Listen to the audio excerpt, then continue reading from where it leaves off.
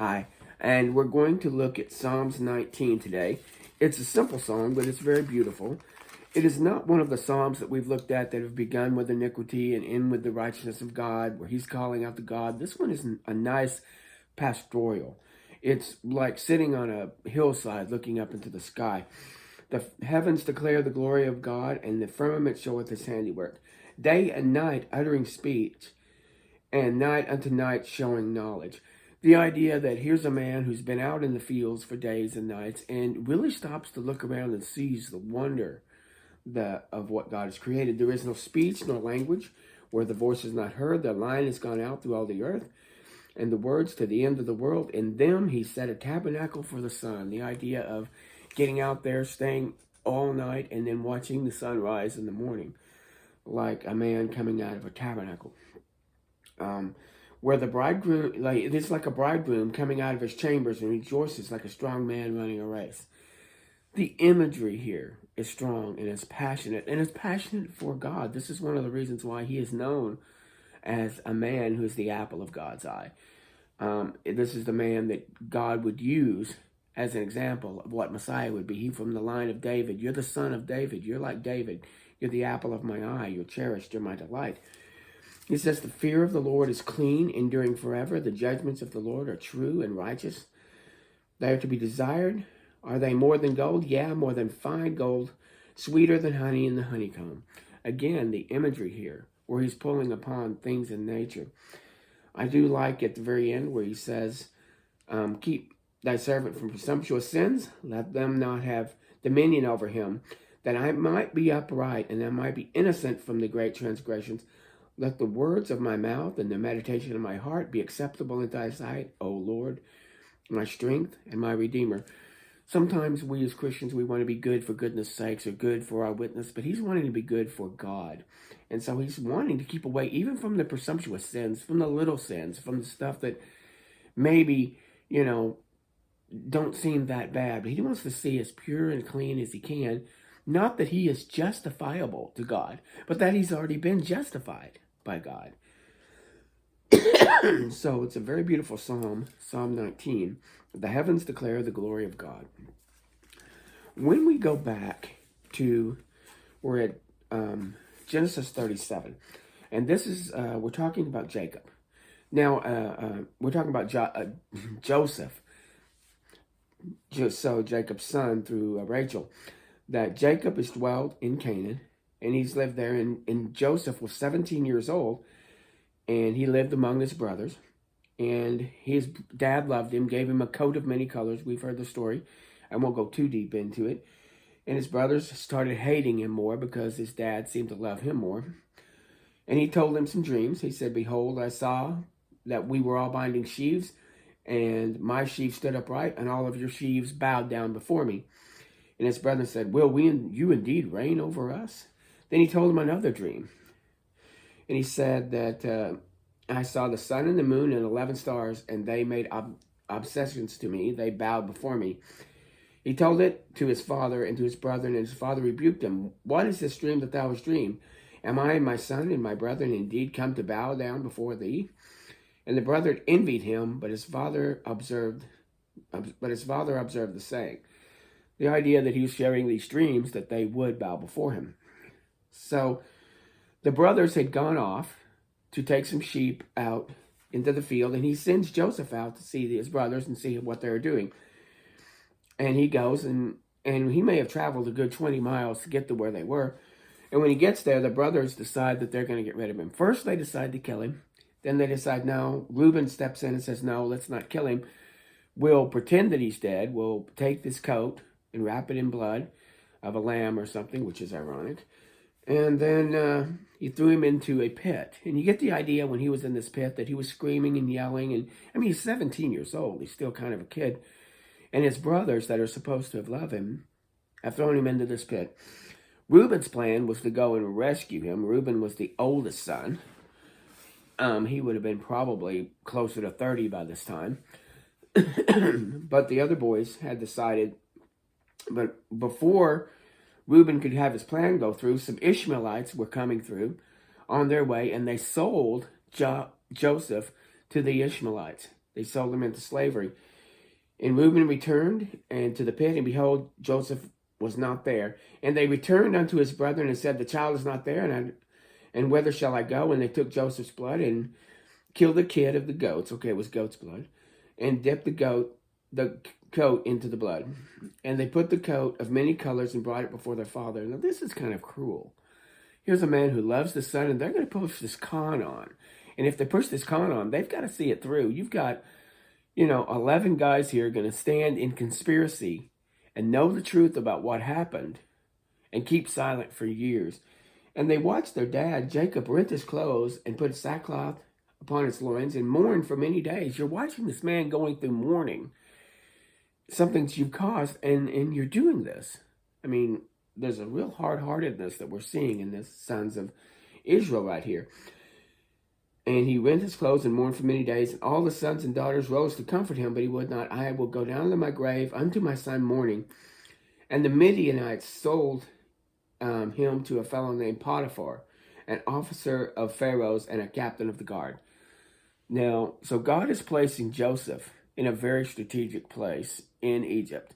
But here's in the story, his parents think he's dead. His brothers have given him up for dead. He's pretty much on his own, just him and God. We have an interesting interlude here, which will come out to play later. And it shows a little bit of how God is planning the Messianic line. Judah, which is the third son of Israel, through Leah, that he had come down and he had taken a woman, and she was going to be a son. She's going to be a wife to one of his sons and bear him an heir.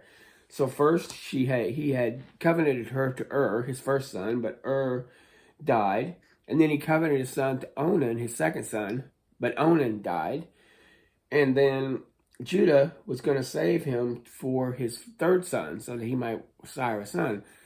But the third son was so young and the woman was much older that there was going to be a large time frame before he could have these two get married to continue the line.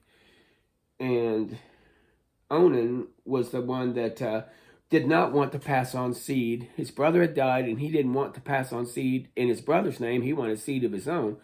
And God killed him for not fulfilling the duties that he had, because God wanted the Messianic line to come through the first son.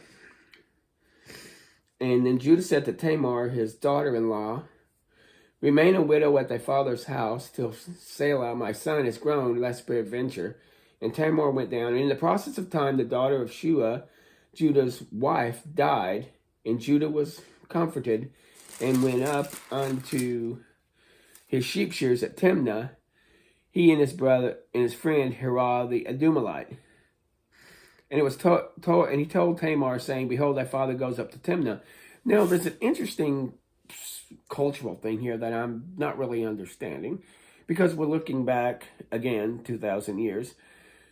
They're on their way, and the relationship these cultures seem to have with prostitution and with how they can, the social, cultural laws. I mean, we were discussing this earlier with Abimelech, how that if you killed a man to take the wife, that was okay, but you couldn't sleep with another man's wife. It's like, well, how does that work? Here, it's looking at this time that prostitution was legal. I mean, the idea that there were no policemen, there were no governors, people kind of lived in groups and kind of made up their own rules. And it seemed like the rules between the groups were just open to anybody. So it would seem like that some people, prostitution would happen within these places.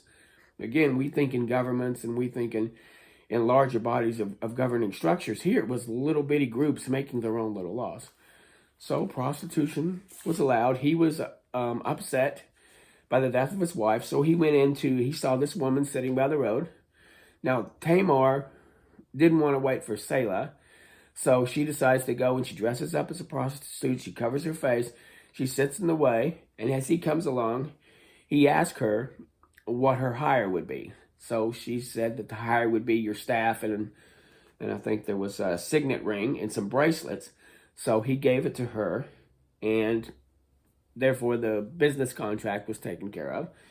And then she rose up and went away, laid her veil, and put her garments down.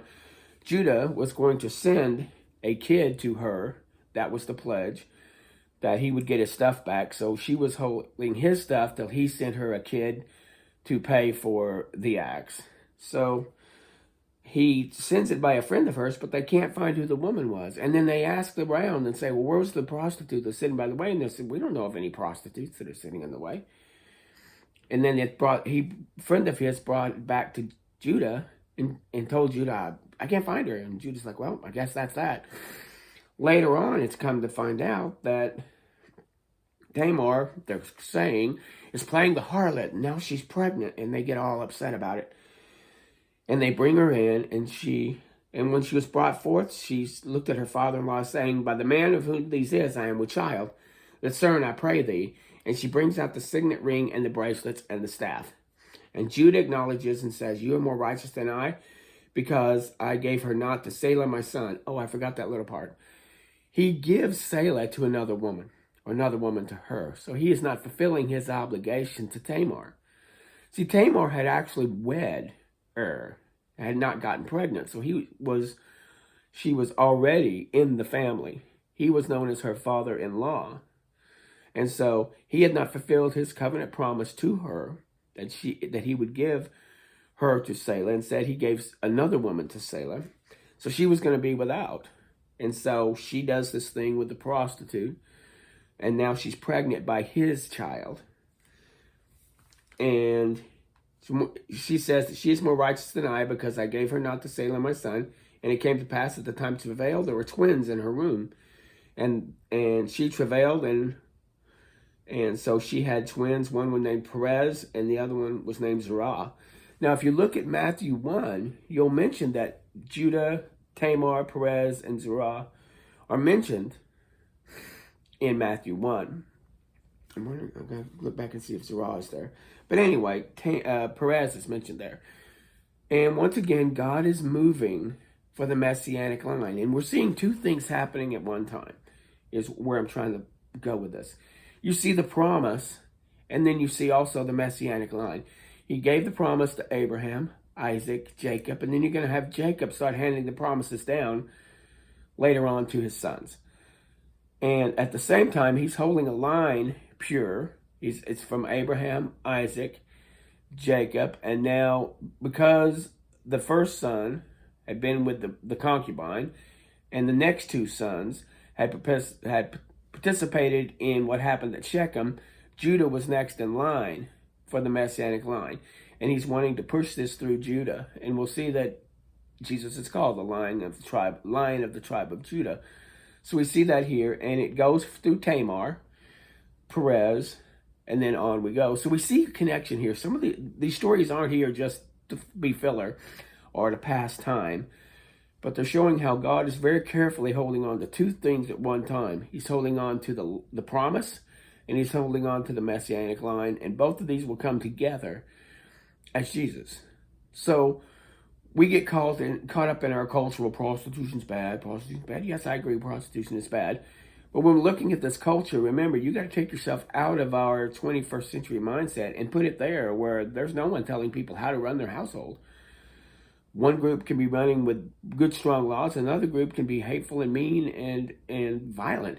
And there's nobody telling both groups what to do. This is why God wanted to be the God of Abraham, Isaac, and Jacob. He wanted to establish a nation. And by that nation, all the people who wanted to come to the God of Elohim, the God of the Creator, the God who is their Creator, can come to him through, and later on, Messiah would come down and be their king. Sounds a little complex.